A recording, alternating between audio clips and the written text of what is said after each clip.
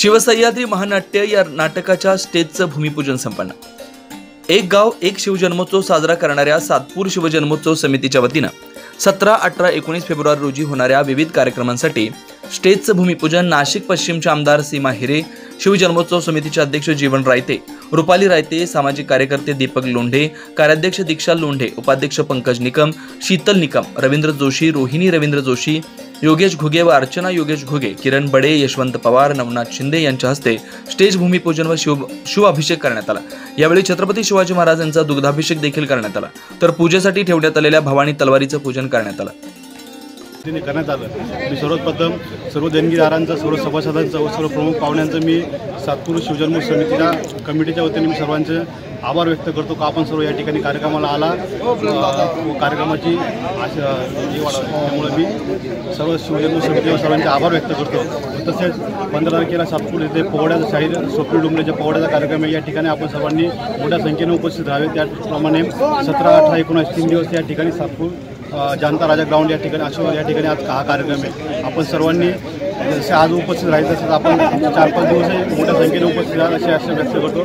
थांबतो, धन्यवाद। अध्यक्ष दीक्षाताई लोंढे, सगळेच पदाधिकारी सगळ्यांच्या हस्ते आज सातपूर येथे जनता राजा या मैदानावर भूमिपूजन स्टेजचं करण्यात आलेलं आहे। अनेक कार्यक्रमांचं आयोजन या 4 दिवसात होणार आहे। येत्या 15 तारखेला स्वप्नीलजी डोंगरे यांचा पोवाड्याचा कार्यक्रम, जो आपण बघतो की अतिशय महाराष्ट्रभर गाजलेला असा पोवाड्यांचा कार्यक्रम आहे, तो 15 तारखेला होणार आहे। त्याचबरोबर 17 तारखेला सामूहिक नृत्य स्पर्धा विद्यार्थ्यांच्या, या संपूर्ण सातपूर शहरातले जे शाळेतले विद्यार्थी-विद्यार्थिनी आहेत त्यांना संधी मिळावी, व्यासपीठ मिळावं याकरता त्या कार्यक्रमाचं आयोजन केलेलं आहे।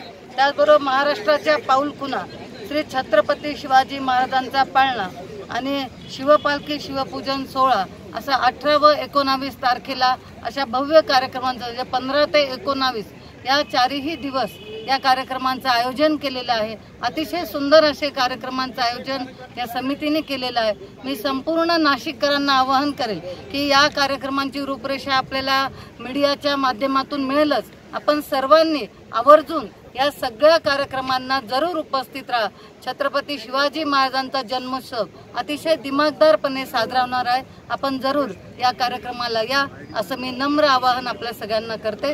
छत्रपती शिवाजी महाराज की जय।